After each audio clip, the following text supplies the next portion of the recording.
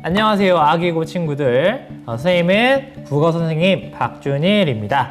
우리 계속해서 비폭력 대화에 대해서 공부하고 있죠. 총 3시간 동안 공부를 할 거다라고 선생님이 얘기했는데 오늘이 그 마지막 시간입니다. 여러분들 지금까지 정말 고생 많았고요. 오늘도 열심히 수업을 들으면서 비폭력 대화를 좀 더 알아가는 시간을 가졌으면 좋겠습니다. 자, 학습 목표는 똑같습니다. 나의 평소 의사소통 습관을 한번 점검해보고 어떻게 하면 공감적 의사소통을 할 수 있을지 그 방법을 살펴보는 것입니다. 자, 오늘은 세 번째 비폭력 대화의 4단계 관느욕부였죠. 이 4단계를 모두 실습하는 것이 이번 수업의 목표입니다. 자, 다시 한번 복습해 볼게요. 그 관느욕부는 이 4가지였습니다. 관찰, 느낌, 바람, 요청. 그러니까 욕구, 부탁이라고 원래 어른들이 공부하는 비폭력 대화 교재에는 바람, 요청이 아니고 욕구, 부탁이라고 되어 있거든요. 그래서 선생님이 계속해서 관느욕부라고 하는 거예요. 자, 관찰, 느낌, 바람, 요청 순으로 이 4단계로 말하고 듣는다. 이것이 비폭력 대화였습니다. 자, 관찰은요, 지난 시간에 배웠죠? 관찰은 평가와 구분을 해야 합니다. 관찰은 평가랑 구분해서 있는 그대로의 객관적인 사실을 구체적으로 이야기한다. 자, 그리고 느낌은 뭐랑 구분했어야죠?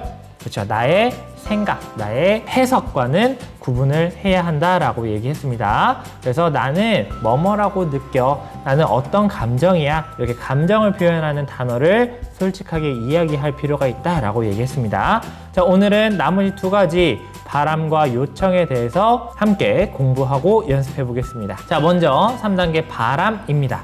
자, 아래 상황에서 여러분들이 이 대화에 참여하는 사람들의 욕구, 바람을 한번 찾아보는 건데요. 어떤 상황이냐면, 자, 모둠 활동을 하는 상황입니다. 자신이 할 일을 구체적으로 잘 몰라요. 그래서 친구들한테 묻고 싶은데 용기가 없어서 묻지 못하고 계속해서 그냥 학습 도구를 가지고 뭐 색연필, 사인펜 이런 것들을 가지고 장난을 치고 있어요. 그래서 그런 친구 A에게 B라는 친구가 이렇게 얘기합니다. 야, 너 지금 뭐 하는 거야? 계속 그렇게 장난만 치고 네 몫은 언제 다 할 거야? 못하겠으면 넌 책상 위에 있는 물건이나 정리해. 자, 라고 얘기했습니다. 자, 굉장히 상황이 급박하게 돌아가는 것 같죠? 굉장히 긴장되는 순간입니다. 그런데요, 자, 이 A 친구와 B 친구의 욕구를 한번 찾아볼까요?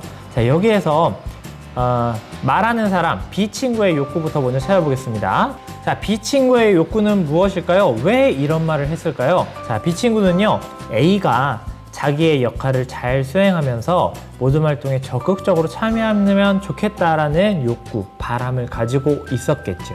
그리고 친구 A의 욕구는 뭐였죠? 자, 여기에 나와 있죠? 자기가 할 일을 구체적으로 잘 모른대요. 그래서 묻고 싶대요. 자, 이게 바로 친구 A의 욕구입니다. 내가 해야 할 일을 구체적이고 명확하게 알고 싶어, 친구들한테 물어보고 싶어, 이것이 욕구였어요. 그런데요, 우리들은 대화를 하면서 이런 나의 욕구를 찾고 그것을 있는 그대로 상대방에게 이야기하는 것이 아니고 이렇게 이야기를 하지 못하거나 아니면 상대방이 상처받도록 이렇게 이야기하는 경우가 있습니다.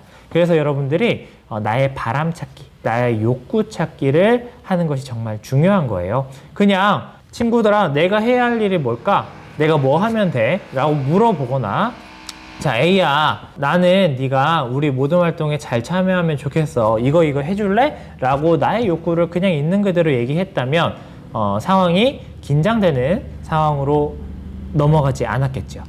자, 느낌과 욕구는요, 서로 관계가 있는데요. 자, 예를 들어서 한번 보겠습니다. 주말에 친구랑 수행평가를 같이 하기로 했는데요. 그 친구가 아침에서야 전화를 걸어서 별다른 이유 없이 나 오늘 못 가. 나 오늘 못 갈 것 같아. 라고 약속을 지킬 수 없는 말만 하고 끊었어요. 자, 이때 반응이 2가지로 나타날 수 있는데요. 첫 번째는 아싸, 반갑다 라는 감정을 느낄 수 있고요. 2번째는 실망스럽다, 화가 난다 라는 안 좋은 반응이 일어날 수 있습니다. 그렇죠? 자, 그런데요, 이런 느낌을 받은 이유가 있습니다. 그 이유가 바로 그 사람의 욕구인데요. 그 사람이 그 당시에 느꼈던 욕구, 반갑다라는 감정을 느낀 사람은 때마침 나도 피곤해서 쉬고 싶다. 휴식의 욕구가 있었기 때문에 반갑다라는 느낌을 받은 거고요. 자, 실망스럽다, 화가 난다라는 느낌을 받은 사람은 속상했던 일을 이야기하면서 위로를 받고 친밀한 관계를 친구와 유지하고 싶었는데 또 시간을 예측 가능하게 내가 내 하루 계획을 예측 가능하게 사용하고 싶었는데 그것을 할 수 없어서 욕구가 충족되지 않아서 이런 실망스럽고 화가 나는 느낌을 받은 거죠. 자, 이렇게 볼 때요. 느낌과 바람은 서로 긴밀하게 연결되어 있습니다. 자, 어떻게 연결되어 있냐면 느낌은요. 자기의 욕구, 바람의 결과입니다. 그러니까 내가 어떤 감정을 느끼는지 현재 나의 감정은요. 현재 나의 욕구의 결과인 것이죠.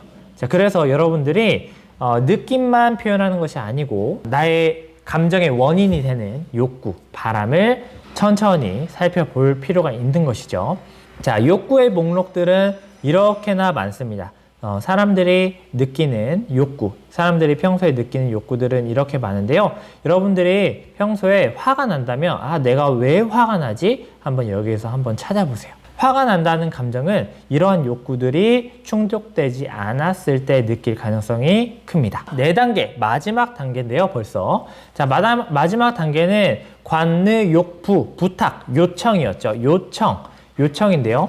자, 여러분들이 요청을, 부탁을 참 잘하면 좋겠지만 요청을 하지 못하고 강요를 하는 경우가 있습니다. 특히 여러분들의 선생님, 여러분들의 부모님들이 여러분들에게 강요를 참 많이 하죠. 명령을 참 많이 합니다.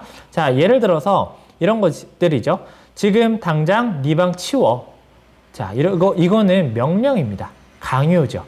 자, 그런데 요청은 뭐냐면요. 신었던 양말들은 세탁기에 넣어줄 수 있겠니? 자, 이렇게 하는 것이 요청입니다. 자, 떠들지 마. 이거는 명령입니다. 하지만 요청은 다른 모둠에 방해가 되지 않을 정도의 목소리 크기로 이야기해 줄 수 있겠니? 이렇게 이야기하는 거죠. 자, 딴짓하지 마. 이것도 명령, 강요죠. 자, 지금 옆에 앉은 짝꿍과 다른 주제에 대해서 이야기하는 것을 그만해 주면 좋겠어. 라고 이야기하는 거죠. 자, 강요와 요청을 구분하는 가장 중요한 기준은 뭐냐면 강요는 내가 어떤 말을 하고 상대방이 그것을 하지 않았을 때 화가 납니다. 그리고 답답합니다.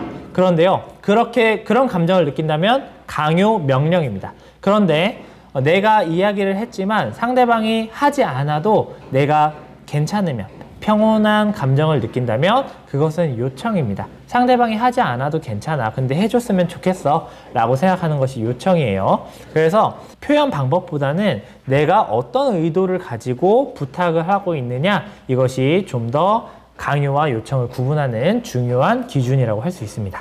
자, 그리고요, 부탁은요, 구체적으로 할수록 좋은데요. 자, 막연한 요청과 구체적인 요청 한번 비교해서 보겠습니다. 자, 막연한 요청. 시간 약속 잘 지켜줄래? 자, 구체적인 요청. 약속 시간 전에 미리 연락해 줄 수 있니? 혹시 변동 상황이 생기게 되면 전화나 문자로 알려주면 좋겠어. 변동이 없으면 출발할 때 연락해 줄래? 굉장히 구체적으로 요청을 하고 있죠. 이렇게 구체적으로 요청을 하면 뭐가 좋을까요? 구체적인 요청을 하면 먼저 듣는 사람은 자신이 해야 할 말이 무엇인지 그리고 행동이 무엇인지 구체적이고 명확하게 알 수 있죠. 그래서 상대방을 배려하면서 공감하고 상황에 맞게 행동할 수 있어서 서로 좋은 관계를 맺게 됩니다. 그리고 말하는 이의 입장에서는 구체적으로 요청을 하면 상대방에게 자신의 정확한 의사를 표현할 수 있어서 원활하게 오해 없이 의사소통을 할 수 있고, 그렇기 때문에 서로 긍정적인 감정을 유지할 수 있다는 장점이 있습니다. 그래서 요청은요, 구체적으로 그리고 긍정형으로 또 의문형으로 뭐뭐 해줄래? 이렇게 의문형으로 말하는 게 좋다고 합니다. 자, 마지막 과제인데요. 마지막 과제는 관느, 욕부 이 4가지 단계를 모두 연습해 보는 겁니다. 선생님이 구글 클래스룸 구글 문서 과제로 자, 이러한 표를 여러분들에게 안내를 해줬는데요. 이러한 상황에서 상처 주는 표현, 이런 표현을 하지 않고 이 표현을 우리가 배웠던 관찰, 느낌, 바람, 요청, 욕구, 부탁으로 이 4단계로 바꾸어서 표현해 보는 겁니다. 선생님이 또 예시 자료를 2페이지에 올려놨어요. 그래서 예시 자료를 보면서 하면 쉽게 할 수 있고요. 또 3페이지와 4페이지에 이렇게 감정 카드와 욕구 카드 이것을 참고로 올려놨으니까 이걸 보면서 여러분들이 관찰, 느낌, 욕구, 부탁 이 4가지 단계를 한번 연습해 보면 좋을 것 같습니다. 이렇게 해서 3시간 동안 비폭력 대화에 대해서 공부해보고 연습해봤는데요. 자, 이번 3시간 동안의 선생님과의 수업이 여러분들의 삶에, 여러분들의 의사소통에 많은 도움이 됐으면 하는 바람입니다. 그런데요, 이러한 의사소통 방법은 내가 지식으로 안다고 해서 내가 곧바로 바뀌는 것이 아닙니다. 중요한 것은 내가 내 일상생활 속에서 이런 것들을 연습하려고 관누욕부로 말하고 관누욕부로 들으려고 연습하는 것에서 여러분들의 변화가 일어날 수 있으니까요. 수업이 끝났다고 해서 그냥 잊어버리는 것이 아니고 계속해서 실천하는 아산전자기계고등학교 1학년, 2학년 친구들이 되었으면 좋겠습니다. 그러면 학교에서 만나겠습니다. 감사합니다.